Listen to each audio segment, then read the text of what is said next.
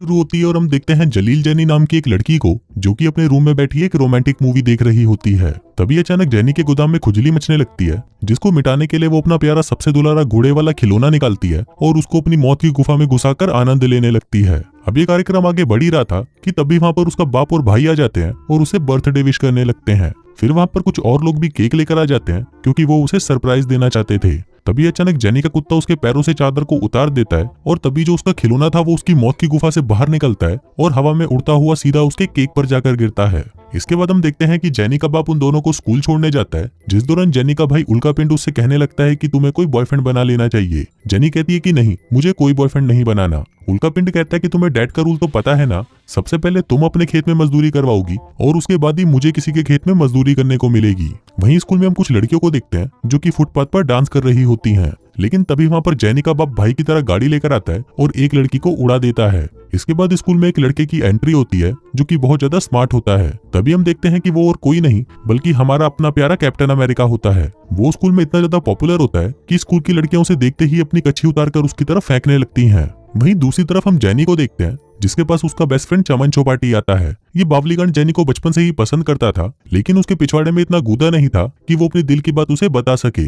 वहीं हम जैनी के भाई उल्का पिंड और उसके दोस्तों को देखते हैं जो कि पिछले हफ्ते ही 12 साल के हुए थे और अब वो किसी लड़की को दबाकर बजाने के लिए तड़पे जा रहे थे। तभी उल्का पिंड की नजर अमेंडा नाम की एक लड़की पर पड़ती है जो कि एकदम पटाखा थी। तभी उसको देखते ही उल्का पिंड का घोड़ा खड़ा हो जाता है और वो सोचने लगता है कि अब तो इसको ही बजाना पड़ेगा। इसके बाद हम कैप्टन अमेरिका को देखते हैं जो कि अपने कुछ दोस्तों के साथ बकचोदियां कर रहा था। तभी वहां पर आती है फड़फड़ाती फुद्दी जो कि कैप्टन अमेरिका की बहन होती है और दिखने में एकदम माल। फिर वो कैप्टन अमेरिका के पास आती है और उससे कहती है कि मैं तुमसे कुछ पूछ सकती हूँ। जब भी मैं किसी लड़के को कहती हूँ कि वो अपना सामान जहाँ चाहे रख सकता है, वो हमेशा मेरे पिछवाड़े में ही क्यों रखता है। इस पर कैप्टन अमेरिका कहता है कि तुम ये सब बातें मेरे से क्यों कर रही हो। वो कहती है क्योंकि जब भी उनका काम खत्म हो जाता है तो मैं उनका सारा माल बाहर निकाल देती हूँ। इसी दौरान वहाँ पर एक और पटाखा आती है जिसका नाम चूची बाई होता है और वो कैप्टन अमेरिका की गर्लफ्रेंड होती है। फिर वो उसके पास आती है और उसे कहती है कि मुझे तुमसे बाहर अकेले में कुछ बात करनी है।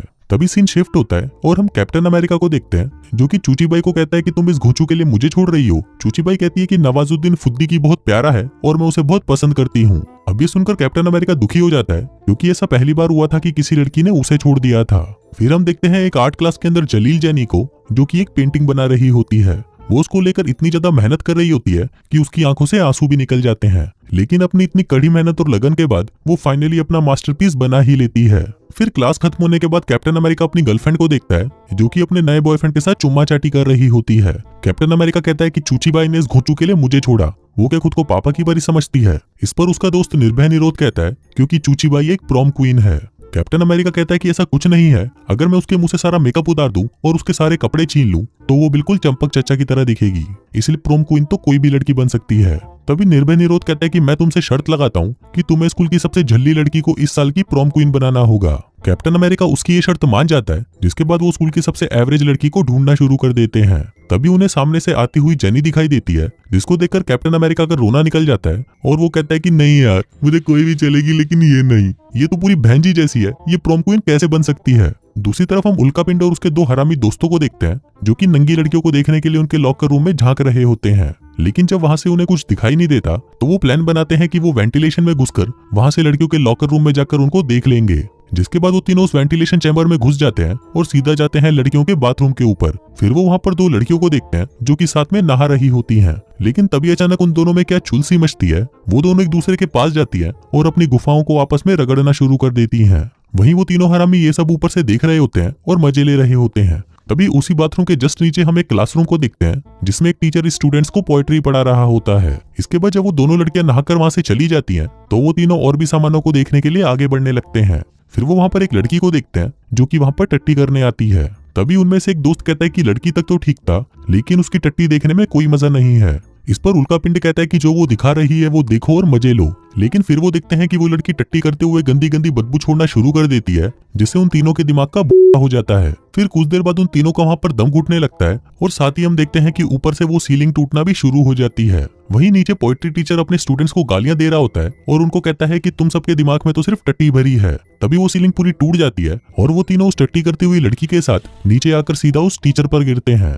वहीं लंच के दौरान कैप्टन अमेरिका जेनी के पास आता है और उसे बात करने की कोशिश करता है, लेकिन जेनी उसे बिल्कुल भी भाव नहीं देती क्योंकि कैप्टन अमेरिका ने पिछले 6 सालों से उससे कभी भी बात नहीं करी थी। फिर स्कूल खत्म होने के बाद कैप्टन अमेरिका रग्बी की प्रैक्टिस करने जाता है, लेकिन उसे वहां पर खेलने नहीं दिया जाता और एक कोने में बिठाकर रखा जाता है। तभी हमें फ्लैशबैक में दिखाया जाता है कि जब कैप्टन अमेरिका उनकी टीम के साथ एक मैच खेल रहा था, तभी गेम के दौरान उसने बॉल एक चोमू से लड़के को दे दी। उसे लगा कि शायद उनकी टीम ये गेम जीत जाएगी, लेकिन तभी उस बॉल को लेने के लिए 2 खिलाड़ी आते हैं और उस लड़के के बीच में से 2 टुकड़े कर देते हैं और इसी कारण से कैप्टन अमेरिका को अब कभी भी ये गेम खेलने नहीं दिया जाता। फिर रात को जब कैप्टन अमेरिका निराश होकर अपने घर पर आता है, तो उसका बाप उसे कहता है कि मुझे पता चल चुका है कि चूची बाई ने तुम्हें धोखा दे दिया है, इसलिए तुम चिंता मत करो, मैंने पहले ही तुम्हारे लिए एक परफेक्ट लड़की ढूंढ रखी है। कैप्टन अमेरिका कहता है कि अच्छा, कौन है वो? तभी उसका बाप वहां पर उसकी माँ को बुलाता है और उसे कहता है कि बताओ कैसी है। कैप्टन अमेरिका कहता है लेकिन ये तो मेरी माँ है। बाप कहता है कि यही तुम्हारे लिए बेस्ट है, जिसके बाद वो उन दोनों को अकेला छोड़कर वहां से चला जाता है। उधर जेनी के घर पर भी उसका बाप जेनी के पास आता है और उससे पूछता है कि क्या हुआ, आज तुम इतनी शांत कैसे लग रही हो। जेनी बताती है कि स्कूल के एक पॉपुलर लड़के ने मुझे प्रपोज किया, लेकिन मुझे कुछ समझ नहीं आ रहा कि मैं उससे अपनी पिंकी पिटवाऊं या नहीं। बाप कहता है कि पहले तुम्हें उसके साथ कहीं बाहर जाना चाहिए, इससे तुम्हें पता चल जाएगा कि वो लड़का तुम्हारे लायक है भी या नहीं। उधर दूसरी तरफ कैप्टन अमेरिका अपनी बहन के रूम में आता है और उसे कहता है कि मुझे तुम्हारी हेल्प चाहिए, दरअसल मैं चाहता हूँ कि जेनी मुझसे प्यार करना शुरू कर दे। इस पर फड़फड़ाती फुद्दी कहती है कि ठीक है, लेकिन उसके बाद तुम्हें मेरे साथ मजदूरी करनी होगी। कैप्टन अमेरिका कहता है लेकिन तुम तो मेरी बहन हो, जिस पर फड़फड़ाती फुद्दी कहती है कि अगर कुछ लेना है तो कुछ देना भी पड़ेगा, जिसके बाद वो उसे कहती है कि सबसे पहले तुम उसका विश्वास जीतो। फिर अगले दिन हम देखते हैं कि स्कूल में कुछ लड़के जेनी के भाई को तंग कर रहे होते हैं। तभी कैप्टन अमेरिका उसे देख लेता है और वहां पर आकर उन्हें रोकने लगता है, लेकिन तभी उल्का पिंड कैप्टन अमेरिका को ही घुसंड पिला देता है, जिससे गुस्सा होकर कैप्टन अमेरिका उसे मार मार कर उसका भूत बना देता है। फिर उसकी बहन बताती है कि जेनी को स्पेशल फील कराने के लिए उसके लिए एक रोमांटिक सा गाना गाओ जिसके अंदर उसका नाम भी हो। इसके बाद कैप्टन अमेरिका उसके लिए गाना गाने लगता है और गाने में कहता है कि जेनी के पास गन है और वो सबको मार डालेगी। अब ये सुनकर सभी उससे डरकर भागने लगते हैं क्योंकि उनको लग रहा था कि जेनी के पास सचमुच की गन है। इसी दौरान वहां पर पुलिस भी आ जाती है और जेनी को पकड़कर अपने साथ ले जाती है, लेकिन फिर कैप्टन अमेरिका उसे छुड़ाकर अपने घर ले आता है और कहता है कि चलो अब जल्दी से घोड़ी बन जाओ। जेनी कहती है कि तुम होगे सबसे हैंडसम, लेकिन मैं तुम्हारी गर्लफ्रेंड नहीं बन सकती। तभी कैप्टन अमेरिका अंदर चला जाता है और अपने घोड़े पर क्रीम लगा कर आता है। तभी जेनी उसके घोड़े को देखती है और कहती है कि मुझे मीठा खाने में कोई इंटरेस्ट नहीं, जिसके बाद वो वहां से चली जाती है। अगले दिन कैप्टन अमेरिका फिर से जेनी के घर पर आता है और उसे पूछता है कि क्या तुम मेरे साथ पार्टी में चलोगी। जेनी कहती है कि मैं तुम्हारे साथ नहीं चल सकती क्योंकि मैं अच्छे से तैयार नहीं हूँ। पर तभी वहां पर फड़फड़ाती फुद्दी आती है और उसे कहती है कि मैं तुम्हारी इस बंजर जमीन को फिर से हरा भरा कर दूंगी, जिसके बाद वो उसे ऊपर रूम में ले जाती है और उसका मेकओवर करने लगती है। फिर कुछ देर बाद जब जलील जेनी तैयार होकर नीचे आती है तो वो इतनी ज्यादा खूबसूरत लग रही थी कि उसको देखकर कैप्टन अमेरिका उसका दीवाना हो जाता है, और कैप्टन अमेरिका तो क्या, मैं तो खुद भी इसका दीवाना हो चुका हूँ। इसके बाद वो तीनों पार्टी में पहुंचते हैं जहाँ पर वो सभी जेनी को देखकर हैरान हो जाते हैं क्योंकि पहले तो वो बिल्कुल चंपू लगती थी और अब अचानक से एकदम माल बन चुकी है। उस पार्टी में चमन चौपाटी भी आता है, लेकिन कोई भी उसे अंदर घुसने नहीं देता। फिर पार्टी में हम उल्का पिंड को भी देखते हैं जो कि अमेंडा के लिए एक लव लेटर लिखकर लाया था, लेकिन जब वो उस लेटर को उसे देने जाता है तो वो देखता है कि उसको बजाने के लिए पहले से ही वहां पर लड़कों की बहुत लंबी लाइन लगी हुई है।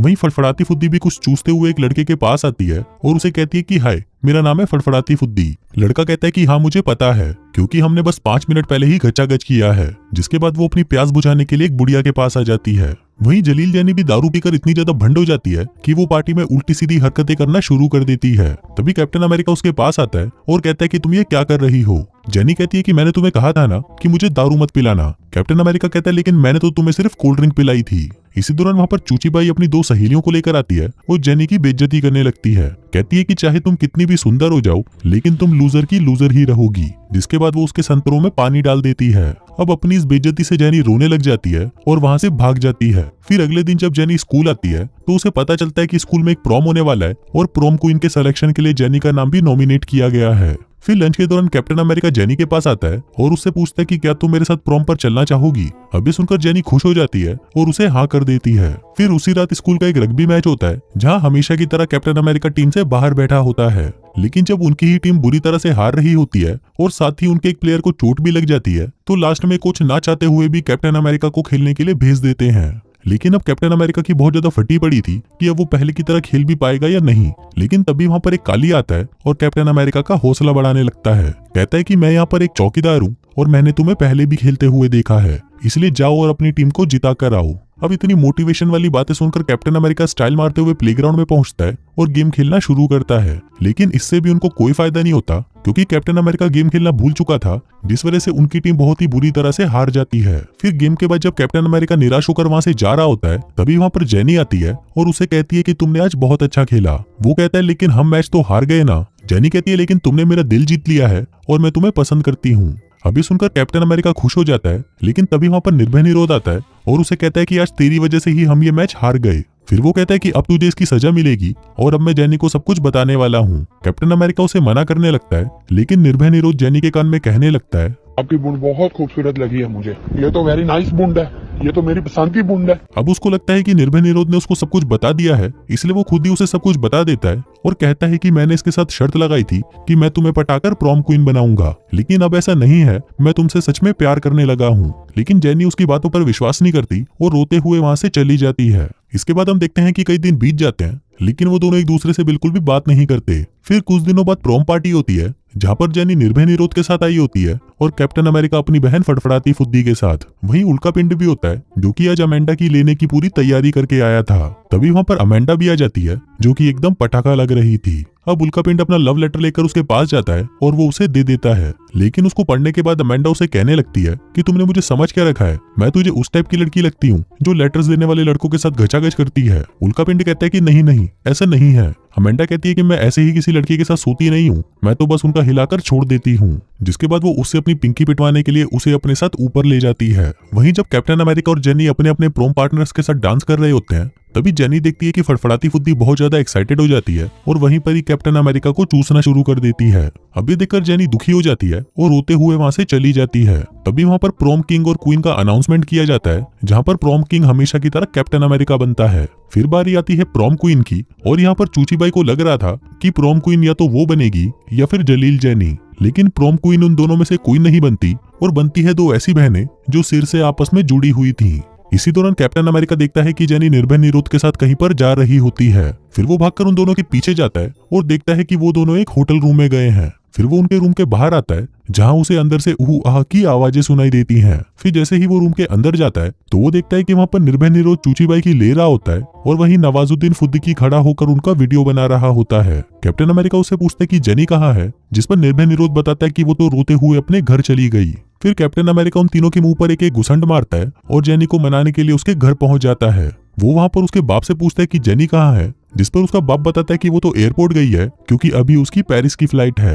अब कैप्टन अमेरिका को कैसे भी जेनी को रोकना था, इसलिए वो भी भागता हुआ सीधा एयरपोर्ट पहुंच जाता है। वहीं चमन चौपाटी भी आ जाता है, क्योंकि वो भी जेनी से प्यार करता था और आज वो उसे अपनी दिल की बात बताना चाहता था। अब कैप्टन अमेरिका जेनी को वहां से जाते हुए देखता है, लेकिन उसको रोकने के लिए वो एक बच्चे से उसकी बॉल छीन लेता है और उसे सीधा जलील जेनी के सिर पर मारता है। फिर वो उसके पास आता है और कहता है कि प्लीज मत जाओ, क्योंकि जब मैंने वो शर्त लगाई थी तो मैं तुम्हें नहीं जानता था, लेकिन अब मैं तुमसे प्यार करने लगा हूँ। तभी अचानक वहां पर एक एम्प्लॉय उसे रोक देती है और उसे कहती है कि मैं बता दूं क्या कि तूने ये डायलॉग किस फिल्म से चुराया है। तभी जेनी कहती है कि हाँ मुझे याद आया, तुमने ये डायलॉग जिस्म 2 से चुराया है और तुम्हें पता है मैंने उस फिल्म को देखकर उंगली भी की थी। तभी कैप्टन अमेरिका उस एम्प्लॉय को कहता है कि साली अगर तुझे कोई दिक्कत ना हो तो अब मैं बोल सकता हूँ। जिसके बाद वो जेनी को कहता है कि मैं हमेशा से तुम्हें पसंद करता था, लेकिन मुझे लगता है कि शायद मैं किसी और लड़की के साथ भी घचाघच कर लूंगा, इसलिए तुम्हें यहाँ से चले ही जाना चाहिए। जेनी कहती है कि साले तूने ये डायलॉग भी बाहुबली से चुराया है, लेकिन अब मैं कहीं नहीं जा रही। जिसके बाद वो दोनों एक दूसरे को चूसने लगते हैं। तभी वहां पर तालियां बजाते हुए चमन चौपाटी भी पहुंच जाता है, क्योंकि उसे भी पता चल चुका था कि अब लड़की हाथ से निकल चुकी है, इसलिए हाथ गाड़ी चलाओ और मस्त रहो। और हाँ भाइयों, मैं तुमसे भी कह रहा हूँ, अब सर्दी आ चुकी है, इसलिए अगर तुम्हारी कोई सेटिंग नहीं है तो लड़कियों के पीछे मत भागो, हाथ गाड़ी चलाओ और मस्त रहो। बाकी मैं मिलता हूँ तुमसे अगले वीडियो में, तब तक के लिए।